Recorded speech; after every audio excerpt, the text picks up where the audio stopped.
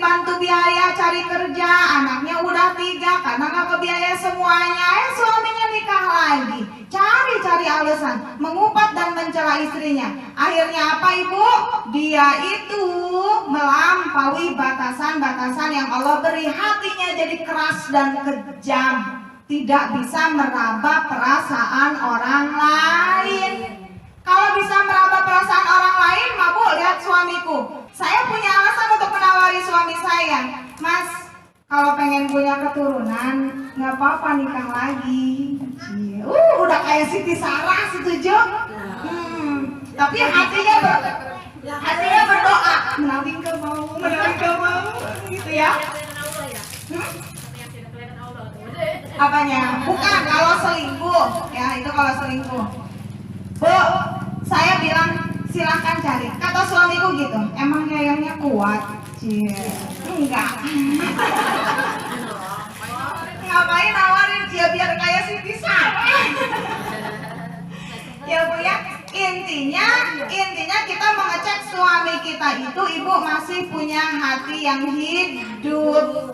Ya Bu ya, kalau nurutin hawa nafsu tidak ada habisnya. Ya, jangan sampai kita termasuk orang yang ayat 12. Ya, sebenarnya kita perusak, tetapi kita tidak menyadari sudah merusak. Saya tanya, jawab dengan jujur. Yang ada di sini semuanya evaluasi diri 5 detik dari sekarang. Adakah penyakit di dalam hati? Jawab dengan kompak. 1, 2, 3. Cuman stadiumnya berbeda-beda. Saya tanya, pengen disembuhkan atau pengen ditambah? Kalau datang ke majelis talim Baitur Rafiq, hatinya suka kesinggung nggak? Kalau nggak kesinggung, betul? Tapi kesindir dan ketabok, betul? Kalau ketabok itu marah nggak? Enggak, buktinya datang lagi ngaji, betul? Mudah-mudahan langka. Karena bersyukur, alhamdulillah masih dikasih sehat dan bisa menjemput pengobatan yang gratis. Mudah-mudahan ayat ini yang disebut Al-Quran huwa syifa. Quran itu adalah obat. Ini peringatan nih buat pendamping-pendamping Bu Ismi, Walia, Bu Rahimah, Bu Ida, Bu Ika. Kalau sebagai pendampingnya Bu Ismi tidak mau rutin mengkaji Al-Quran, maka ibarat tongkat yang rapuh, betul tidak?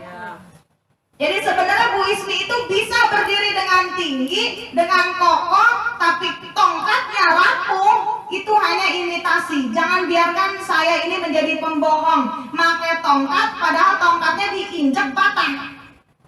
Ya, kalau memang mau mendampingi saya bilang mau mendampingi jihad, kita harus kuat. Jangan ada yang membiarkan dirinya digrogoti oleh rayap. Itu kalau kayu. Rayap itu kalau ditanya melakukan kerusakan enggak dia? Enggak, dia melakukan perbaikan apa? Membuat rumah untuk generasi mereka, betul tidak? Nah, jadi kitanya yang harus waspada. Kejahatan bukan terjadi karena ada niat dari pelakunya, tapi karena adanya peluang dan kesempatan. Waspadalah. Sebenarnya perusak, tapi apa ujung tutup ayatnya?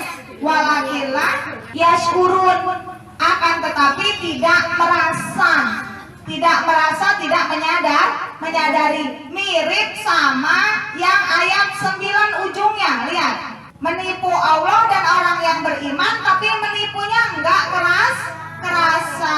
Yang ditipu kerasa. Ayat 13. Wa idza qila lahum aminu kama amanan nas. Wa idza, dan jika ketika qila dikatakan lahum untuk mereka, aminu percayalah kalian kepada perintah Allah, kama amanan nas, seperti percayanya manusia-manusia yang lainnya. Orang yang berpenyakit hati akan berkata, mereka berkata, anu'minu, apakah kami harus percaya? Kama, sebagaimana seperti amanas sufaha, percayanya para sufaha. Apa sufaha? Orang-orang yang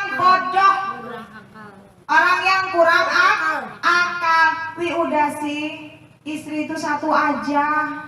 Udah punya duit mah buat ibadah yang lain, ada sodakoh. Jalur surga itu tidak cuma lewat poligami. Kalau kita punya duit lebih, ya, kalau kita punya duit berlimpah, ya lebih baik untuk ibadah lain, sodakoh, umroh, dan naik haji. Loh, kita kan sudah naik haji, ya buat memberangkatkan orang lain. Masih banyak jalan menuju ke surga.